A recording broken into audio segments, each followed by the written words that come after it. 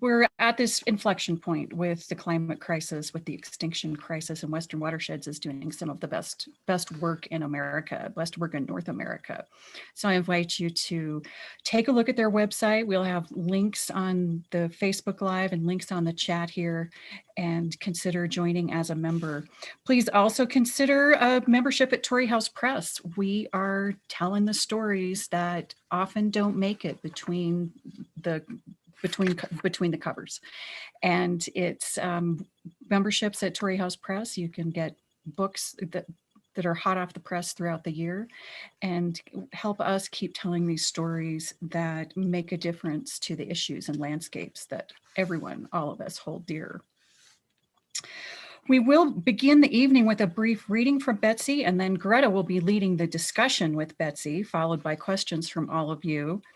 Please type your questions in the Q&A at any time. I will be grabbing those and fielding those questions towards after Betsy and Greta have invigorated all of our brains with some pretty fascinating discussion about the West. Again, this is the first of a series of Western Watersheds Project and Torrey House Press book events. There will be another one on Tuesday, May 25th at 7 p.m., a book about the Bears Ears. I'll mention a little bit more about that later, but be keeping that in mind. And before I turn it over to Betsy for a little initial reading to ground us, each of us would like to take a moment to acknowledge the land that we are sitting on. I am joining you from Torrey, Utah. These are the traditional lands of the Southern Paiute and the Ute people. Greta? Thanks. I'm in Tucson, deep in the Sonoran Desert, and these are the traditional lands of the Tohono O'odham people. And I'm joining you from Bozeman, Montana, and these are the traditional lands of the Cheyenne, the Salish Kootenai, the Apsaloki, and the Niitsitapi. Thank you. We invite each of you to take a moment to think about whose land you join us from this evening. And again, your questions, please add them anytime in the Q&A. And Betsy, start us off, set the stage for us. What do we need to know about this discussion tonight and about your book? First of all, I want to thank both of you. I'm delighted to be here, Greta. It's a pleasure. I love the work that Western Watersheds Project does. I've been following you all for so much. I mean, many years, and I'm a huge fan. And Kirsten, of course, I appreciate Torrey House Press so much as an author, also a board member, and I am just very happy to be here with you both. We talked a little bit about what might make sense in terms of setting up this discussion tonight, and I am going to read a little bit about myths that actually myths and myth busting. And I think that there's a huge long-running legacy of the cowboy myth that needs to be once and for all put aside. And American Science spends a lot of time talking about that myth. So I'm going to read a little bit about that, and then we'll get started with a discussion. Hopefully everybody who has questions can throw them up on the Q&A or the chat, whatever is available. But in any case, I will read you a little bit from my book. In 2015, I went to Bunkerville to visit the Bundys because I wanted to understand why they were breaking the laws governing public lands. They welcomed me, seeming to appreciate the chance to tell their story. Buddha, then serving as Cliven's bodyguard, came into the living room after I'd been there a couple of hours. When I asked why he hadn't checked things out earlier, he said a woman driving a Prius with 2 sleeping dogs in the back was not going to put him on high alert. I knew you weren't much of a threat, he said. As I left, Ryan Bundy walked me to my car. I headed down their driveway with some understanding of the family's justifications for their rebelliousness But I've since wondered if they themselves ever considered the cost to others that came with their war. They have helped to undermine the rule of law, scatter falsehoods on the Constitution through the rural West, empower armed militia groups from Oregon to New Hampshire, and encourage abuse, perhaps even privatization, of our American common ground, public lands. The West can be explained through a series of myths, from the myth of the cowboy to the myth of Zion, which is Mormon homeland, the notion of Mormon homeland.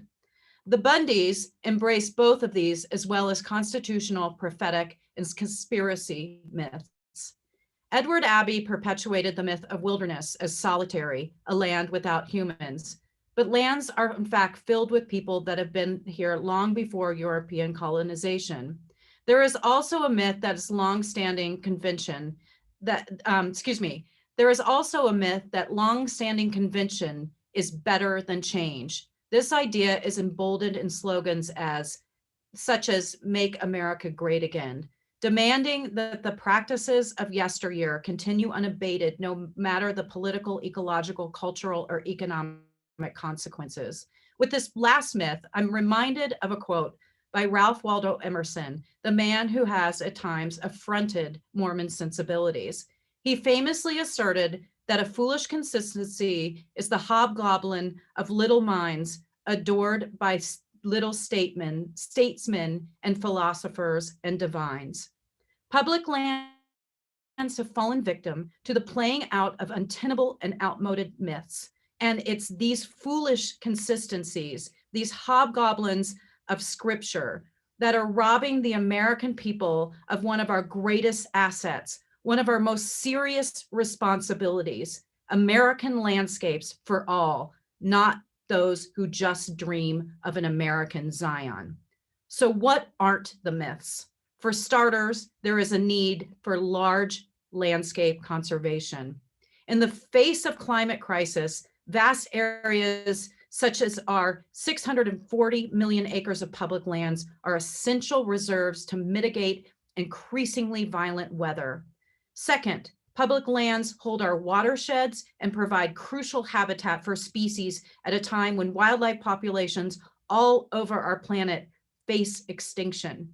Third, only 1.9% of the cattle raised in this country set foot on public lands. But in order to keep the livestock protected, Wildlife Services, a government program formerly known as Animal Damage Control, reported in 2019 that agents culled nearly 1.5 native animals on public lands, including black bears, wolves, foxes, bobcats, mountain lions, coyotes, beavers, river otters, herons, eagles, hawks, and owls. They also killed livestock and family pets. Fourth, according to the Outdoor Industry Association, tourism on public land generates $887 billion annually in consumer spending and 7.6 million jobs. Protected lands mean income. Ranching adds only 0.1% of total revenue to Western rural economies. Fifth, according to polls, most of us value the lands and species in America and want to keep them healthy. So that Thank you so much, Betsy. Yeah, myth and not myth. That kind of just leads us right into some of these great questions that you've been thinking about, Greta, as you were reading Betsy's book and deciding where to lead us tonight. Take it away. And thank you both. And thank you to everybody who's attending, because this is really fun and exciting for us and an important event. So I'm grateful. I particularly liked that section of Betsy's book because the myths, the things that are not myths are the things that drive our work, the protection of large landscapes and conservation of wildlife and defunding wildlife services. That's the anti-predator arm of the government. And so I appreciate that, because while we work for against the cowboy myth, we also work hard towards, the solutions. So Betsy, so my first question, because your book talks a lot about how the theological beliefs of the Bundys, et cetera, are what sort of shape their relationship to the land and their sense of entitlement and, their entitlement and their kind of faith-based belief that it's theirs to exploit.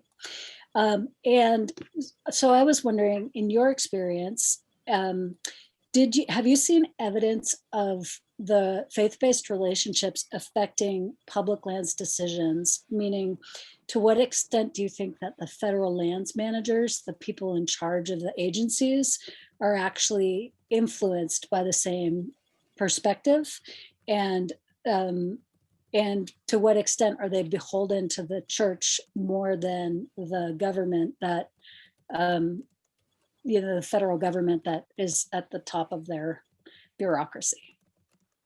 Okay, I'm going to answer that in pieces, if that's okay. So American Zion is about what is foundational to the Bundy War. And when I went and talked to them, I did so as a dissertation. I was working on my dissertation. I was a PhD student. So I went and talked to them exclusively about their faith and how their faith informed their actions. So they talked to me about the sacred nature of the Constitution. And I think those of us who've been watching the Bundy Wars have taken note that many of the participants wear the Constitution in their breast pockets. And these constitutions were published by an organization founded by Cleon Skousen, who was a Mormon leader. He wasn't a formal leader, but he was part of the John Birch Society. He was very much a conspiracy theorist. He was controversial in the church, but he was well connected with presidents and prophets. And he did not believe that the government could own public land.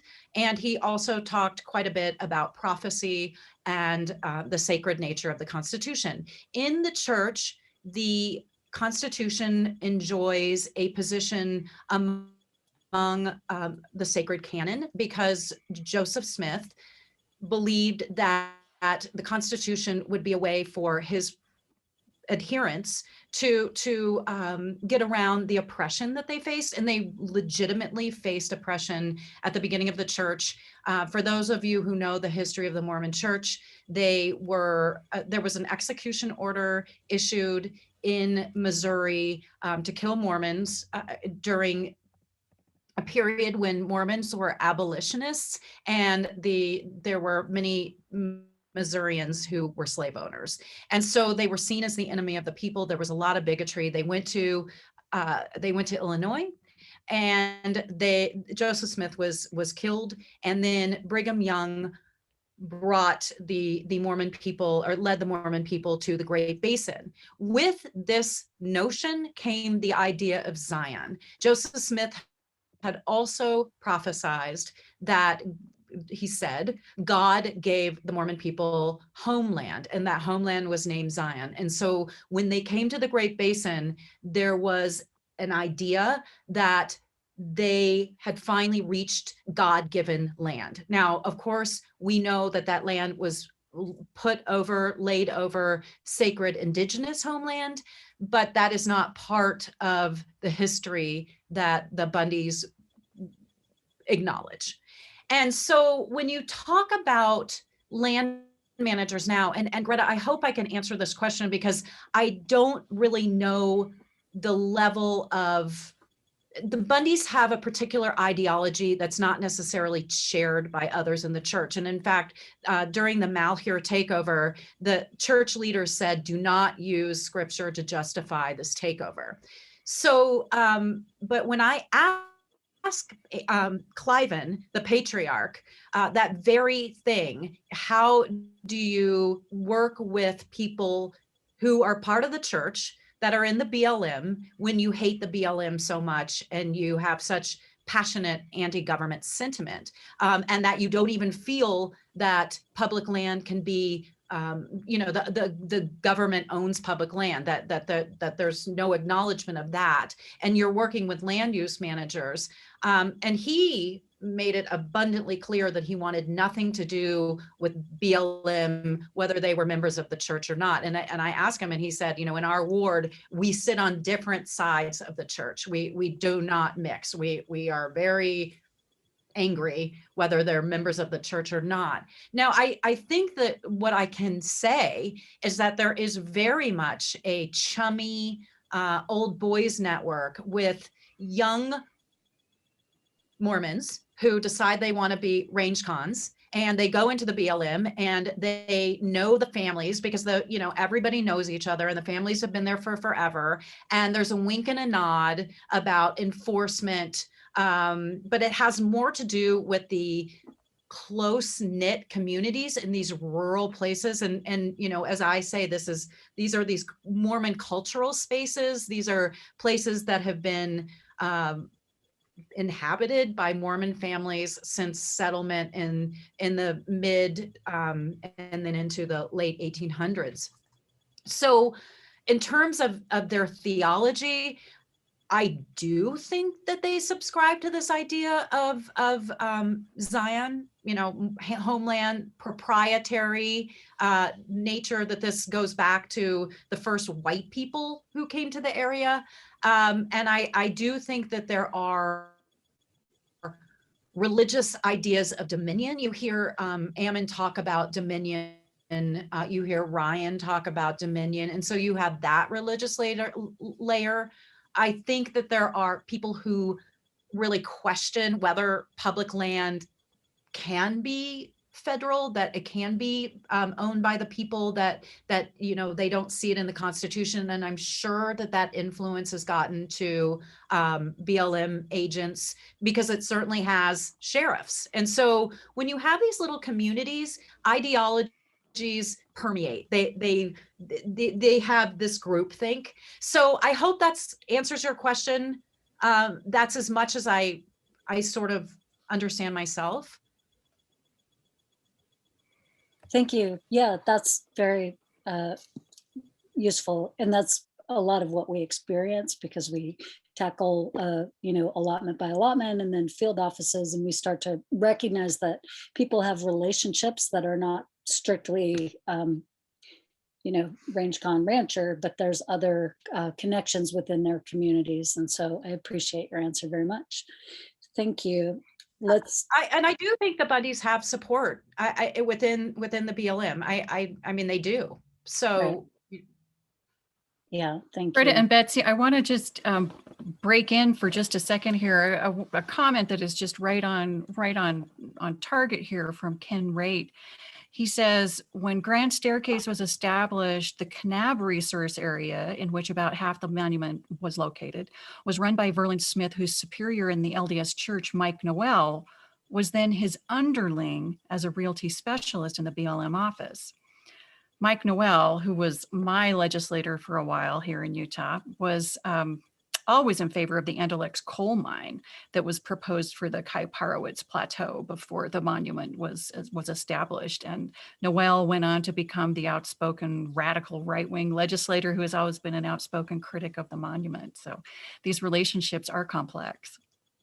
Yeah, and Ken has been involved in this, as we all know, for a very long time, and knew these players back in the day. So yeah, Noel is one of the more notorious. In any case, thank you, Ken. And I also saw a quick comment that I saw earlier that I did want to say, Deb, about the wild horses.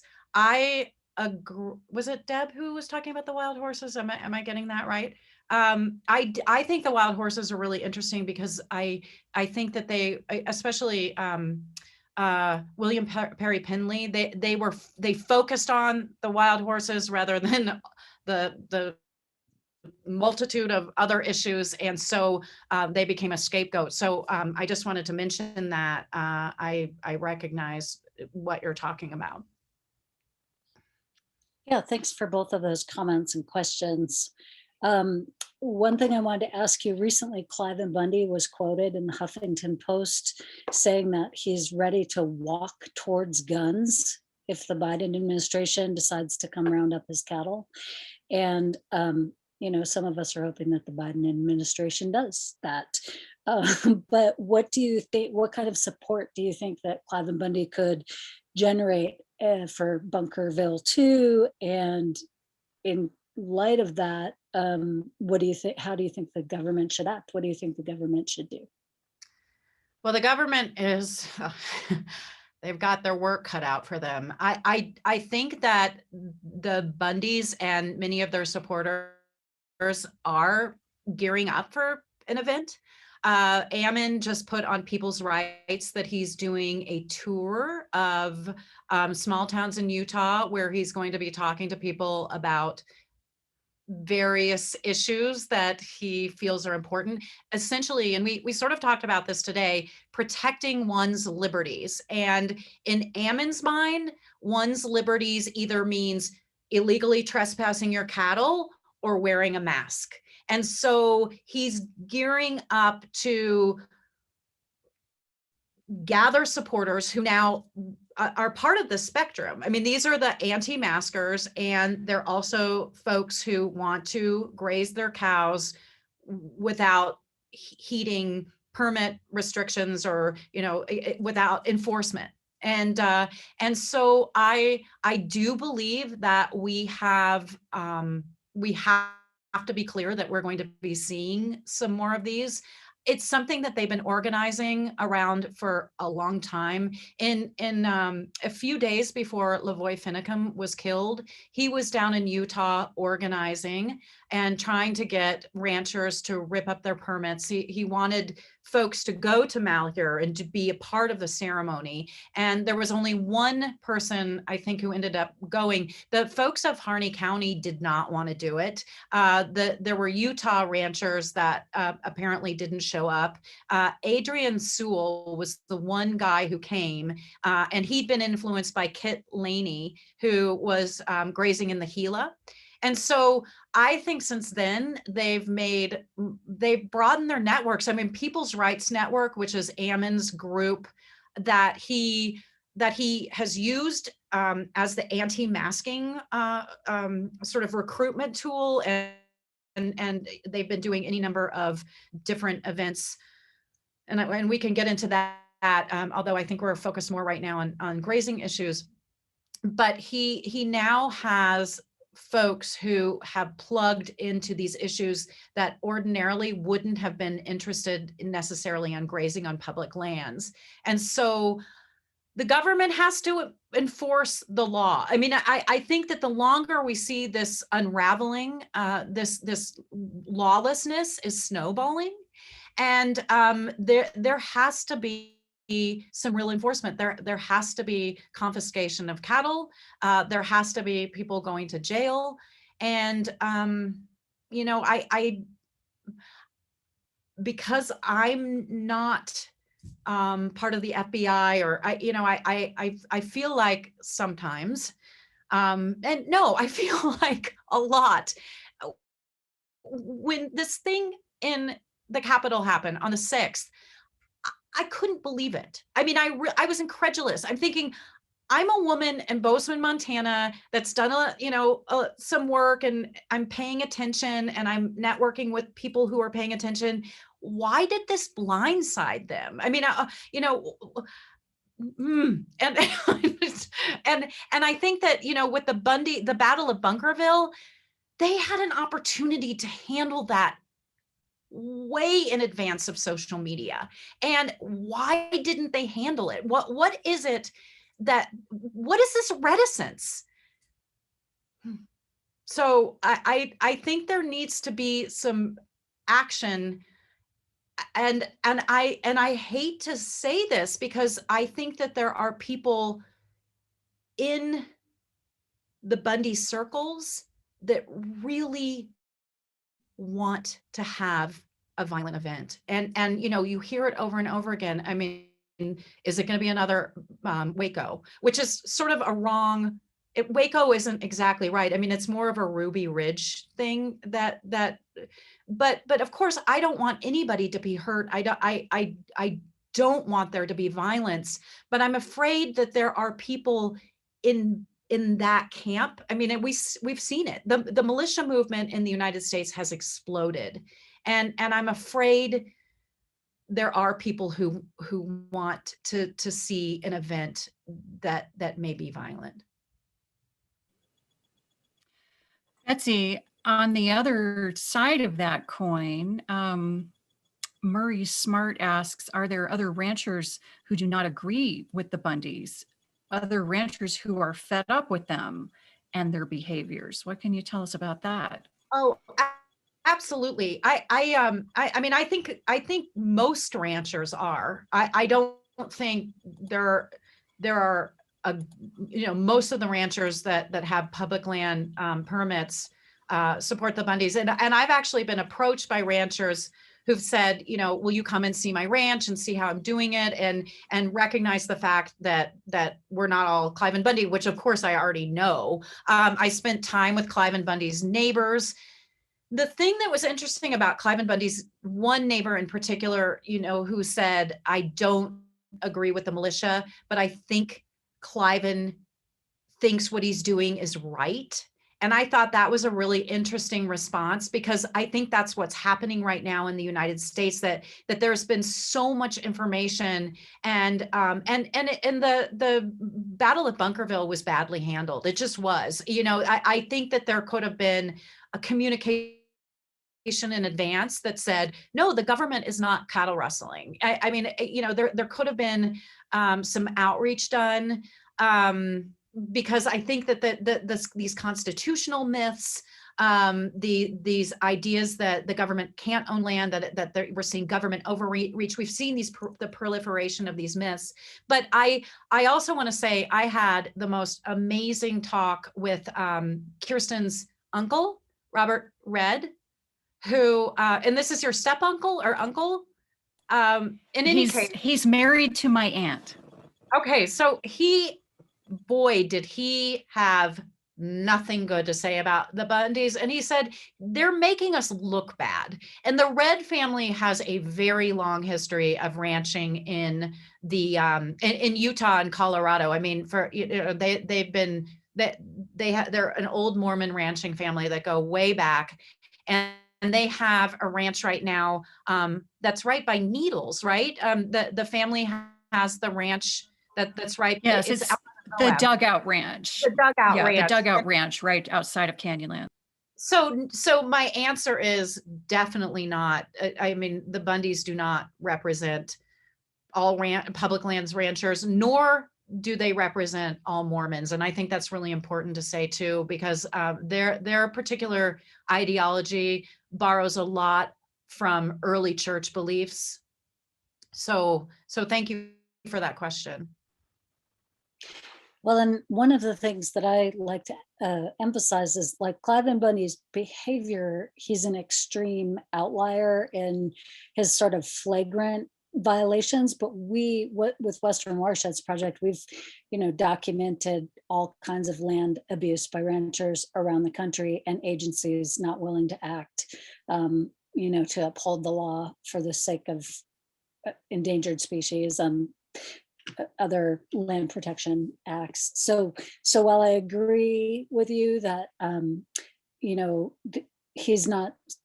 Clive and Bundy does not represent all ranchers, I would say that there's a kernel of Clive and Bundy that we see in many, many more places than just Bunkerville, just Gold Butte. Oh, for sure. And I think that's a really important point. And when I first met the Bundys, I did think they were outliers, but I've come to realize they're not. And I've seen it as kind of this Bundification of the West, and maybe even the United States at this point.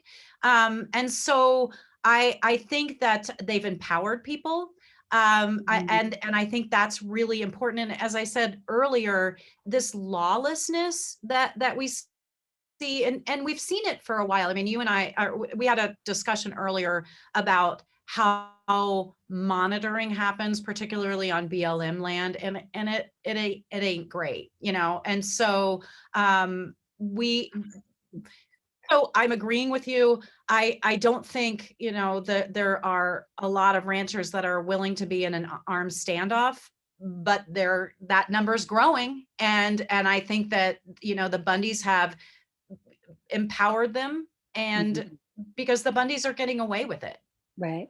Yeah, they've And set a dangerous Douglas, precedent. I suggest, if I can jump in with this one. Do you see the kid glove treatment BLM law enforcement gave Bundy and his supporters at Bunkerville as a consequence of what happened at Waco with the Branch Davidians? 100%. I think that law enforcement, and I've talked about this a little bit. I think what we see right now is, number one, I think there's racism involved in this. And I think there's a reticence to push back on armed white men. And I think, you know, because I was thinking about AIM, and I was thinking about the Black Panthers, and how those organizations are the FBI's all over them, you know. And so with this kid glove, I mean, I do think that there is law enforcement that's deferential to white people. It just is. The other side is, I actually think that there's law enforcement that scared's not exactly the right word. But I think that they're so concerned about what would happen if there was another Waco or Ruby Ridge, because as we've seen with those events, it has swelled the rank of the white militia. This idea that the government is after white people, and so, you know, and which is, again, it just plays into what we're seeing right now in this country, that there's a group of white people who are certain they're victims, and they become involved in the militia, and they've gone to DC, and so it's a really strange, the law enforcement is in a bit of a predicament in some ways, but then also there's racism. So it's a strange place to be. Well, that dovetails with the next question, which was what about Bears Ears and Grand Staircase Escalante? We know that, you know, there's movement on that since the Biden administration came in. And do you envision organized and violent resistance if the original boundaries or even the proposed boundaries are restored? You know, and this is, again, I'm so glad that we got to have a conversation in advance of this talk tonight, because you actually, Greta, really helped me think about what to expect, because I do think we're going to see things. I mean, you know, when Clinton designated Grand Staircase Escalante National Monument, there was, you know, people were wearing their black armbands, and they had their black balloons, and but we've come so far since then in terms of normalizing violence. I mean, and normalize, I mean, you know, and normalizing this anti-government action. You know, Recapture Canyon, and Malheur, and the Battle of Bunkerville. What is it going to look like? I don't know. I mean, as we said today, the Escalante Grand Staircase is huge, so I don't know exactly. I mean, you'll probably have stuff in Kanab, and, you know, maybe some places in Garfield County, but I really think that there's such a belligerence around conservation and protection of these areas that I do think you're going to see vandalism, and you're going to see just vindictiveness, like killing, you know, maybe species, doing things to natural features that are awful. I'm very worried about antiquities. I'm very worried about off-road vehicles. You know, that's something that Sagebrush Rebellion folks have been doing for a while with the Grand Staff Canyon. That was one of the things that they used to bring in bulldozers. And so will it happen sort of a series of events, maybe, and I would say the same thing for Bears Ears, and yet, you know, as we know, one of the things that they're saying is that, oh, Biden can't come and just restore these boundaries without local support. Well, in San Juan County, a majority of the commissioners support restoring the boundaries. So it's, yeah, I'm very worried about that. I am. You know, and it's interesting too, because Gold Butte is a national monument, but there was never any. I mean, the Bundys wrote a curt letter on social media to Obama saying you shouldn't have designated this, but it didn't become that sort of vitriolic issue in the way that it did with a Grand Staircase and Bears Ears. I can jump in with a couple of questions here. Laura Fertig says, might the appointment of the first Native American Secretary of the Interior finally break the logjam of conflicting ideas? Laura says, I mean, Deb Haaland can hardly have more credibility with regard to who has ties to the land. Mormons say that this is their homeland, but that claim is diminished when you're talking to an Indigenous person. Takes the wind out of the sails of that argument. So do you think that the appointment, should Deb Haaland prevail and become our new Secretary of the Interior, would that break some logjam of conflicting ideas? Well, first of all, I hope, yes, she prevails. I think she is fabulous, and it would be so exciting.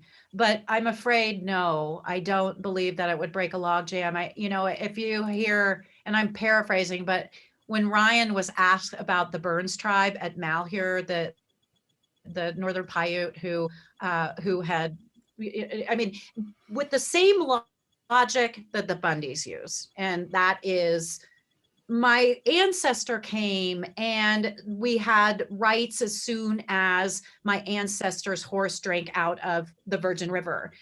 The day before that happened, it was a Southern Paiute River. And so if you use that same logic, you know, of course, Indigenous rights trump the rights of the first white settlers.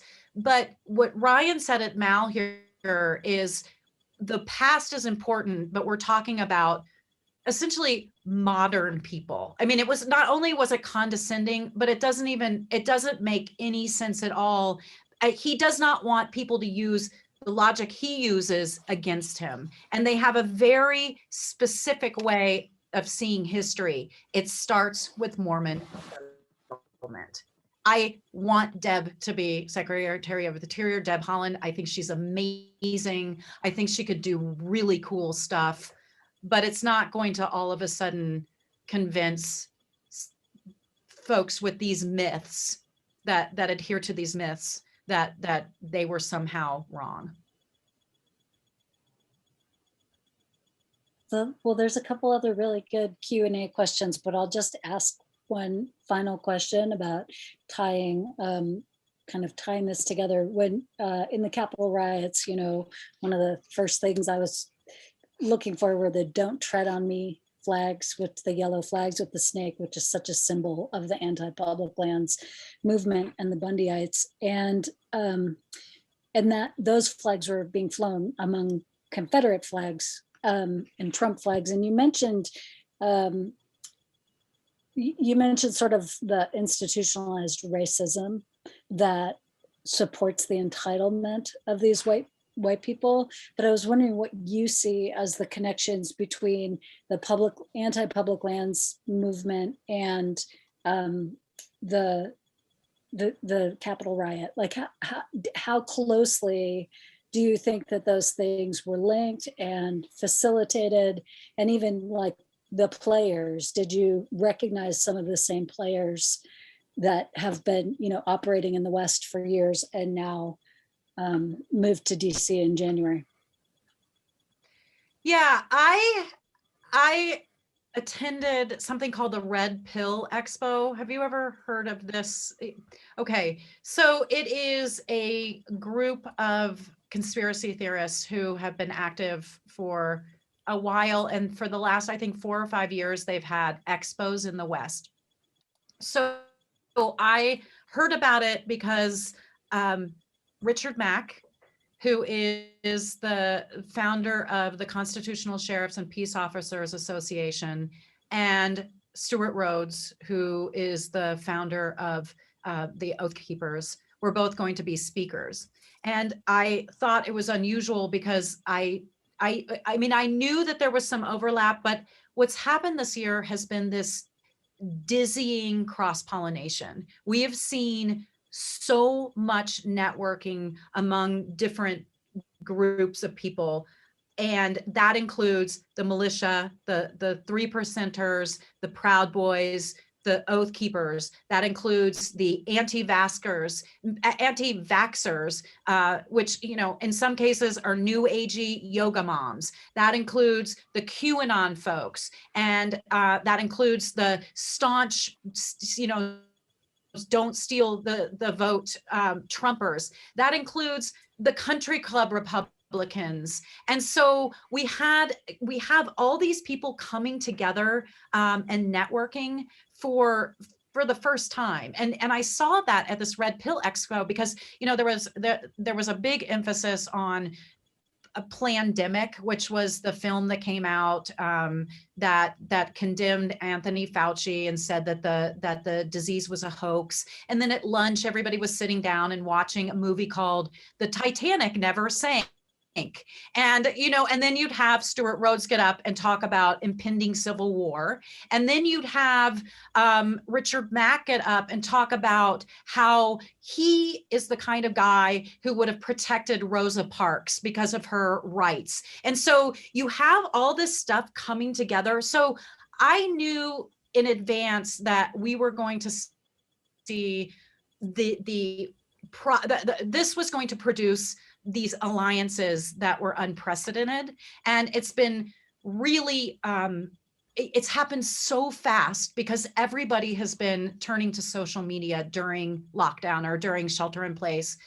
There's been a lot of anger over it. And then you add the layer of the anti-mask. I mean, there's the anti-vaxxers and the anti-maskers, and they're kind of the same, they overlap. So DC did not surprise me. I knew that Ammon was not going. Cliven didn't go either, but he was going to use it as a recruitment time for the People's Rights Network, which is the organization that he founded. Now, I've been told that he, you know, I talked to him the last time in March because I thought, oh my God, if anything's going to trigger Ammon, it's going to be restrictions. And so that he's in Idaho now, and Brad Little was one of the first Western governors to impose restrictions because of the huge outbreak in Sun Valley. And so I talked to him, and at that point, he had already registered People's Rights. He registered People's Rights Network. And I found that out from a friend who notified me of that the other day.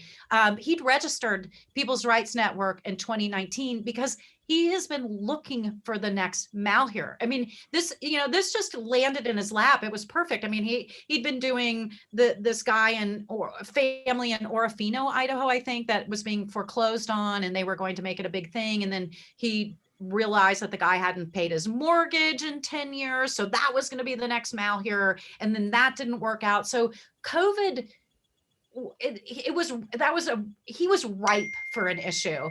And so, yeah, the DC did not surprise me because I've been watching this networking and layering of people who were just angry, and these conspiracy theories were rife. And you know, Ammon is the first person to say, no matter what the issue is, if it affronts your liberty, you know, that's how we're going to fight it. And he has the extra religious layer because I think to a great extent he really feels like he's been called by God to do this.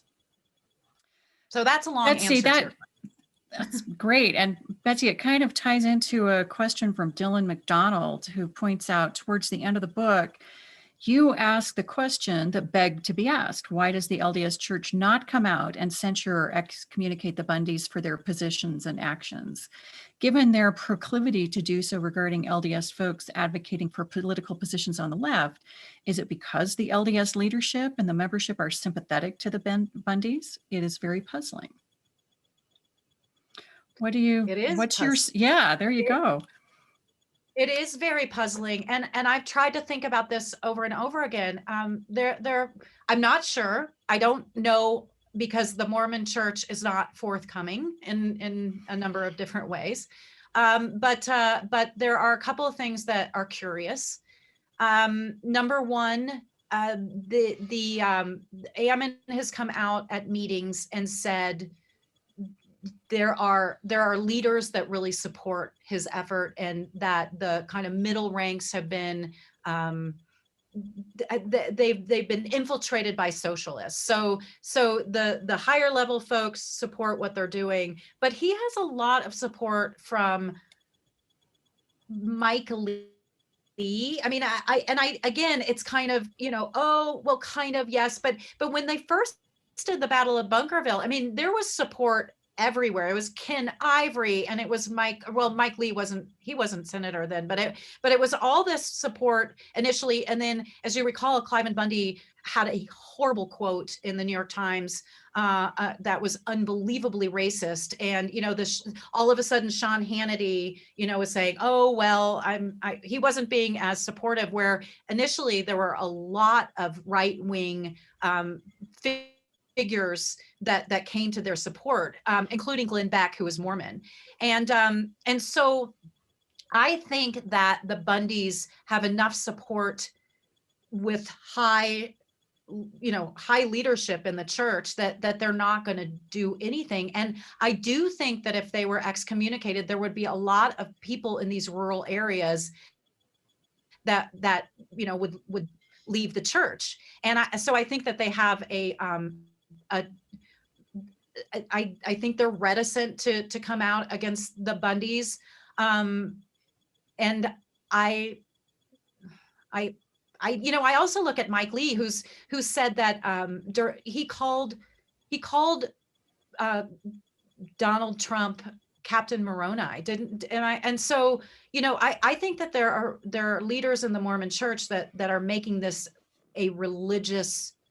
They're putting this in a religious context in the same way the Bundys are, and I do think that there is support there. Now, I also am not sure about the inner workings of some of these high level, kind of very secretive conversations. Right, but I'm suspicious. Right. Deb Mason asks, do you think legislators would be threatened if they supported action against ranchers or their livestock leases? Do you think that, you're talking about how in your sense of the Mormon churches, there is some support for the Bundy movement in higher parts of the church, on the political sphere? Do you think there would be action against legislators if they were to support? I mean, look at what happened with the backlash with people voting to impeach Donald Trump. There is so much anger around these issues right now. And I mean, that might sound like apples and oranges, but there are, I mean, these issues are just so enmeshed right now. And I do think that if there were legislators that became, were strong in terms of just the enforcement of laws on public lands, they would be called traitors, or they would be accused of not understanding the Constitution or of not representing their constituencies. But I don't think you're going to find legislators get elected that aren't completely on board. And what you're seeing is that, and this is something that Ammon Bundy is encouraging, is get involved at the local level, so that these right-wing ideologies are very much a part of local level politics. We're seeing it in Montana too. The Bundys have had a big impact on legislators here. And so, their influence is growing. They're not just in Nevada and Utah and Idaho. They're in Montana. They're in Wyoming. And so I would love to feel like that was a possibility right now. You all know in Utah, state legislators are the legislatures they're coming up with bills that are just awful. They're pretty bad. Pretty bad. Nancy Roth asks, do you think that the racist kid glove kind of treatment of law enforcement in the Bundy and Waco cases is directly related to the Capitol insurrection? Do you see a direct tie between those? Oh, heck yeah. I mean, did you see the people walking into the Capitol? They're mugging for the camera. And I mean, there was nobody was worried about, nobody was worried about getting punishment. I mean, they felt like they were acting with impunity. And did I get that right? I get impunity, impunity. But I mean, I don't think that they weren't nervous that they were going to get in trouble. I mean, they felt completely comfortable with what they were doing. And think about what they were doing. I mean, I just, no, I absolutely, I think it was something that white people feel like they could get away with stuff, and nobody was arrested that day. Not a single, well, later on because of curfew, and there were, but the people who were walking out of the Capitol, I mean, and there were people who died. So I think white people feel like they can get away with stuff because they do get away with stuff. Alas, right. Dylan McDonald asks, you write much on the influence of Skousen.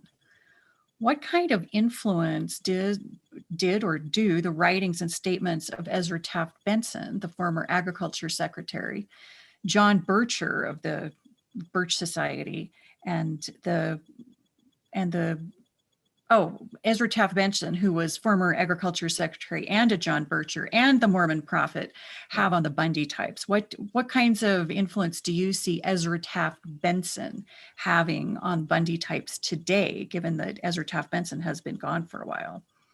Well, I think it's significant. And for those of you who have read the book, I talk about the Nay book, which is this collection of prophecies and various sort of encouragements that really motivate the Bundys. And Benson is one of the people that they quote a lot. And I'm going to paraphrase because I don't remember the exact quote, but Benson says that, it's not enough to pray. It's not enough to read the Book of Mormon. You can't just be, a good church abiding citizen, that when it comes time, you have got to fight. And that if you are really going to do your religious duty, you need to get up and fight. And you see that's the thing that I see playing into our environment right now, is that it's your patriotic duty to fight. And so Trump tapped into that. So it's not just a Mormon thing, but Benson talked about that issue. And I think it plays into some of these early church beliefs that to be a Mormon was to be a part of a militant theology. And I do write about that. That's something that the early church had, a militant theology. They brought it to Utah. And so you see Benson talking about that as well, that, these ideas of the white horse prophecy, which is probably apocryphal, but, Joseph Smith said that when the Constitution was imperiled or hanging by a thread, it was incumbent upon the Mormon people to protect it. And again, I'm paraphrasing, but this is a time when there are a number of people, supporters of the Bundys, who feel feel like the Constitution's hanging by a thread, and it's not just public lands. This whole thing has become religious, and you know, if you follow some of the sort of, there's a QAnon, I think it's Desnet, the Deseret Nation. It's a QAnon Mormon group, looking at how some of these ideas are coming up that you can trace right back to Benson, and Joseph Smith, for that matter. It's difficult stuff. Yeah. Louise Brannon asks, do the Bundys file income tax returns? Any idea on that, Betsy? I don't know. I mean, that's something that I absolutely should know. I feel like I'm embarrassed to say that I do not know that. I don't know. Yeah, they don't pay grazing fees or fines. So yeah, wonder. Yeah, that's a really good question. I know that they tried to pay their grazing fees to Clark County, and you know, it could go either way. I mean, I feel like they could get in really big trouble if they weren't paying their taxes. That would be a really good way to go after them. But I don't know. Yeah. Someone else joins us, an anonymous questioner who says, I'm normally the type to speak to my congressperson or senator and local officials about all of these issues and voice my support for things like Bears Ears. What do I do now that my rep is Lauren Boebert? And Greta, maybe you want to jump in on this one with Betsy too.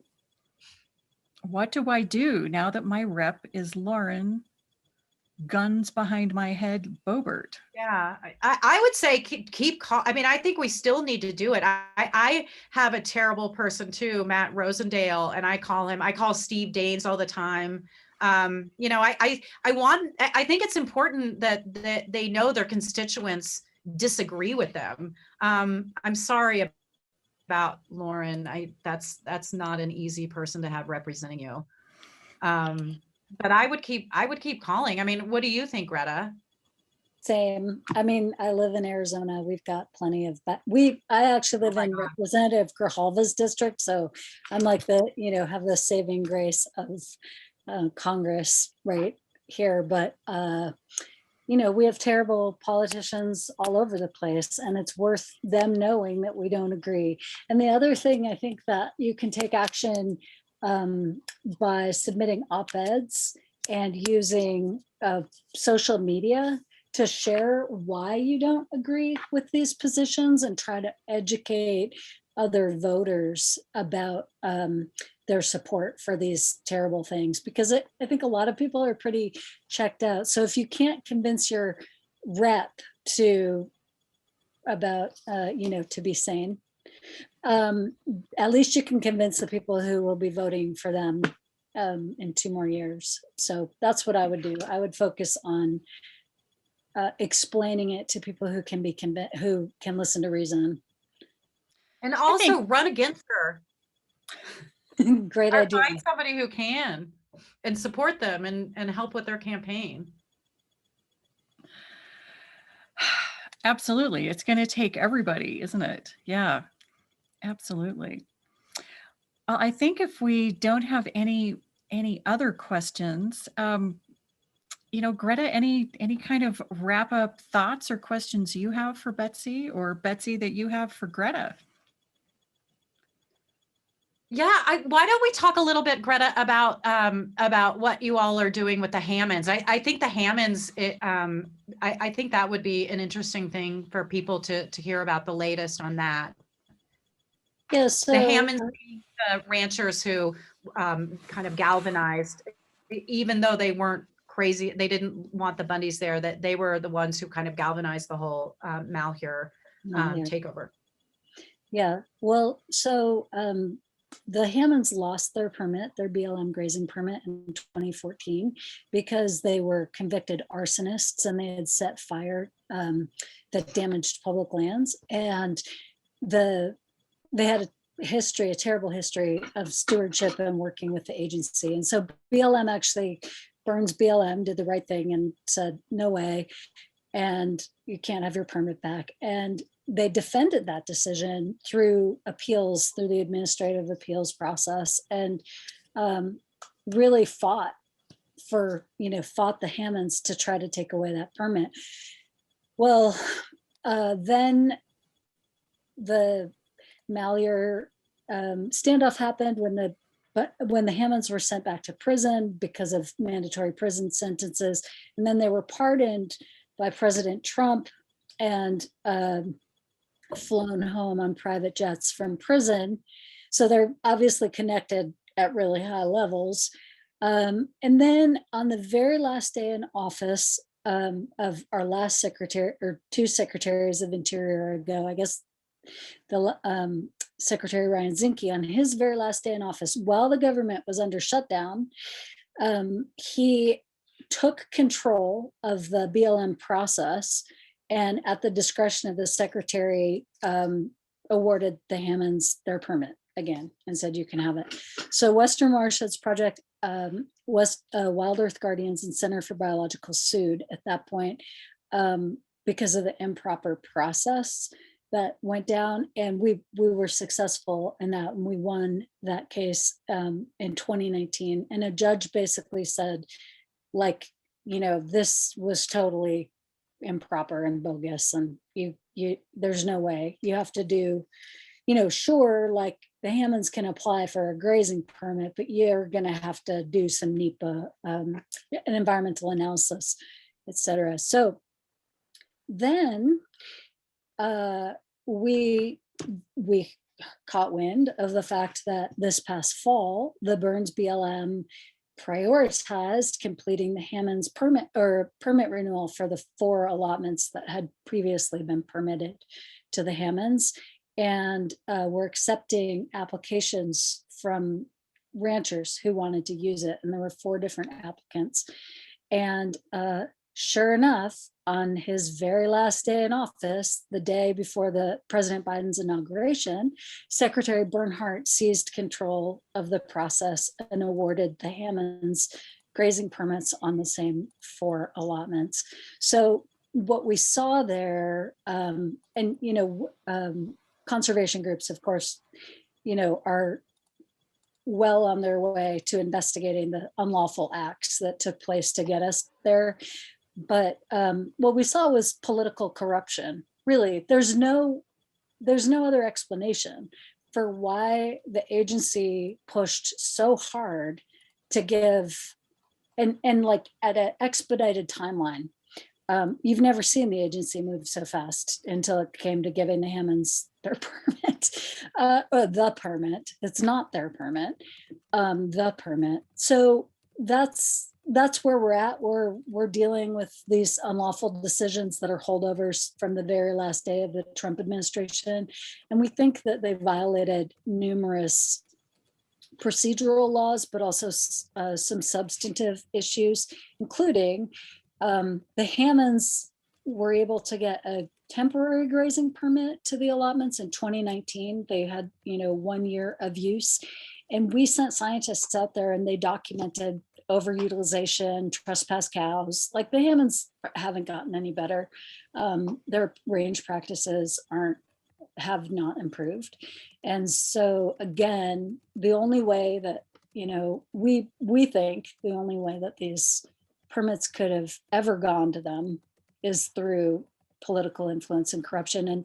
And we know that the private jet that the Hammonds flew home from prison was owned by Forrest Lucas, who runs Protect the Harvest, which is another anti-public lands sort of think tank. And he's friends with Mike Pence. So we're pretty sure that this all sort of, the fish rotted from the head for those permits. And it's happened twice. So we're on number 2, and we're on it. Western Watersheds Project, Wild Earth Guardians, Center for Biological Diversity are all really actively looking at those actions. Because we think, public lands are too important to be managed poorly, especially now when we've got this climate crisis and our public lands are the last refuge for native wildlife species. And like, they're really, the public lands are kind of our last chance to do it right in this country, because we've got this huge collective wealth of carbon sink, wildlife habitat, clean water, clean air, all their values that benefit all of us. It's really important. It's like kind of now or never. And if we're going to see this level of corruption influencing, little old grazing permits, we've got a real problem. We sure do. And I just love that exhortation, Greta, that, there is something that each of us can do. We can tell our own stories and letters to the editor and excuse me, other of our own communities, as well as contact our elected representatives at different levels, even if they're unlikely to be receptive. And to join Torrey House Press and to join Western Watersheds. Should I, because this ties in so well to what Greta was saying, should I finish with the paragraph about public lands? Let's close it out. Yeah. Okay. So this is, and I get teared up when I read this, which is embarrassing, but in any case, just bear with me. In Gold Butte National Monument, there is a certain place off the trail a bit, a narrow crevice sheltered from the wind and the unforgiving sun. It holds a petroglyph of a bee. It's quite old, of course, but very vivid in its outline, cream-colored lines scratched across the pale rock wall. Obviously, the image was meaningful to the person who created it, perhaps drawn in celebration of a creature that dances among flowers. Someone left the sketch behind, one that continues to prompt interpretation for those of us lucky enough to see it. To a visiting apiologist, this image might raise thoughts about the evolution of the extraordinary social insect. To the naturalist, it might evoke a family fixed to the desert rains and seasonal plants. An orchardist might smile at the idea of 6 pollen-dusted legs and the promise of fruit. A Mormon cowboy might see the image and think of Brigham Young's Empire of Deseret, long ago inspired by this creature. A conservationist might furrow her brow and worry about the many perils that bees and other pollinators face, including the introduction of the European honeybees by white settlers. Here within a lonely crevice in Gold Butte, a glyph hides on a wall in a region known by various cultures as Dixie, Zion, Tabit's Best Place, and American Public Land. We are all free to go find it, this little image, and dream of its meaning, because right now it's on land shared by all of us. Betsy, it's beautiful. There is intimacy and wonder in so many of these places that we share, that we all can enjoy and must protect. I invite all of us to mark a calendar for Tuesday, May 25th at 7 p.m. That is going to be the next installment of the Western Watersheds Project, Torrey House Press book group. The book is going to be Behind the Bear's Ears, Exploring the Natural and Cultural Histories of a Sacred Landscape by archaeologist Ralph R.E. Barillo. Ralph will be joining Greta for conversation, along with Regina Lopez Whiteskunk and Lyle Belenqua, who wrote the forward and afterword to Ralph's book. And it's just going to be a wonderful discussion. And who knows what's going to happen with Bear's Ears by the end of May. We can all hope that something good and wonderful will. And I want to thank everybody for joining us. Greta, is there anything that you would like to say as we send off? Nope, I just really appreciate that everybody stayed and participated in this conversation. It's been fascinating, and I just have really enjoyed the book, Betsy, and I'm so excited for our conversation. Thank you. Yeah, this was really great. I thank both of you and thank everybody who tuned in. Really appreciate the very good questions. Absolutely. Thank you all. And we'll meet again on same Zoom channel in a couple of months. Stay tuned for more information as the time gets closer. Thanks, everybody. Good night. Thank you, everyone.